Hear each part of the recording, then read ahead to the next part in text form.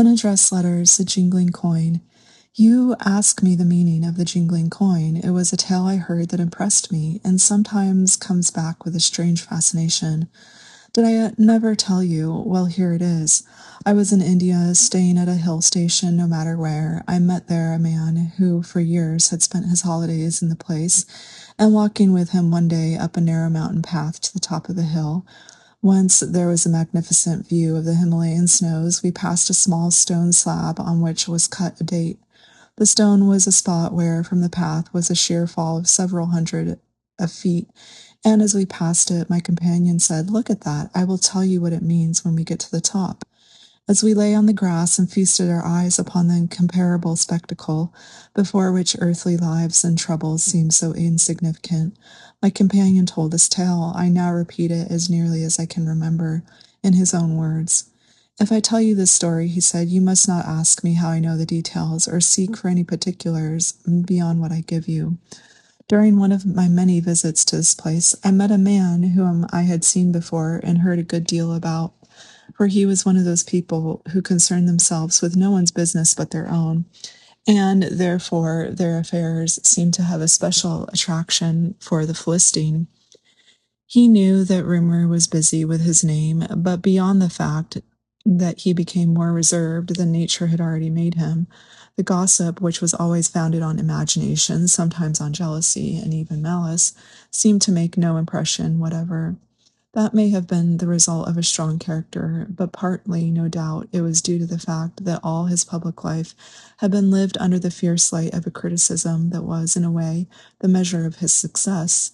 His friends, and he was fortunate in the possession of particularly loyal friends of both sexes, realized that if, even to them, this man showed little of his real self, he sometimes writhed under clumsiness,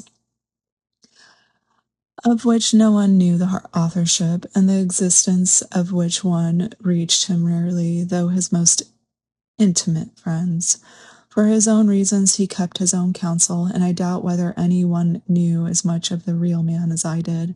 A few months before the time I speak of, he had made the acquaintance of a girl, or perhaps I ought to say a woman, for she was married, who was with her mother visiting India. When the first man met this girl, he was amazed, and to some extent carried away by her extraordinary beauty.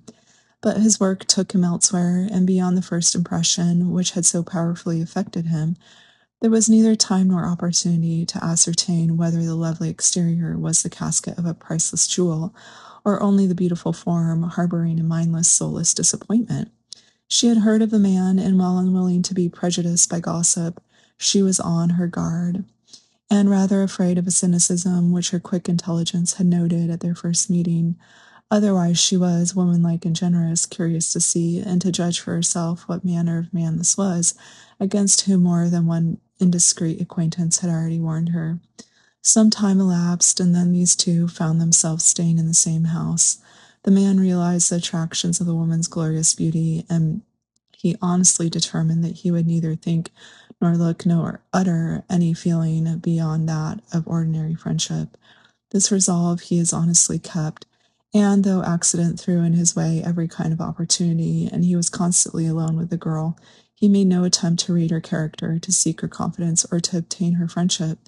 Indeed, he charged himself with having been somewhat neglectful in those attentions which make the courtesy of man to woman, and when they parted, he questioned whether any man had ever been so much in this woman's society, without saying a word that might not have been shouted in the marketplace. Somehow the man had an intuitive feeling that gossip had supplied the girl with a not too friendly sketch of him, and he, for once, abandoned the cynicism that he had cared less might have prompted him to convey any impression of himself, so long as it should not be the true one. To her this visit said nothing beyond the fact that the man, as she found him, was quite unlike his picture, as painted by professed friends, and that the reality interested her. The three fateful sisters, who weave the destinies of men and women into such strange tangles, threw these two across each other's paths until the man at least sought to aid fortune in providing opportunities for meeting one whose attractive personality appealed so greatly to his artistic sense. Chance helped him, and again, catching the thread of these lives, destiny twisted them into a single strand. One brief day or less is enough to make a bond that only death can sever, and for this man and woman there were days and days when, in spite of resistance, their lives were gradually drawn so close together. At least, at last the rivets were as strong as they were invisible. The triumphant beauty of the woman, rare and disturbing though it was, would not alone have overcome him, but as the days went by and they were brought more and more into each other's society, she gradually let him see the greater beauty of her soul, and small wonder if he found the combined attractions irresistible. She was so young that I have called her a girl, and yet she had seen as much of life as many women twice her age.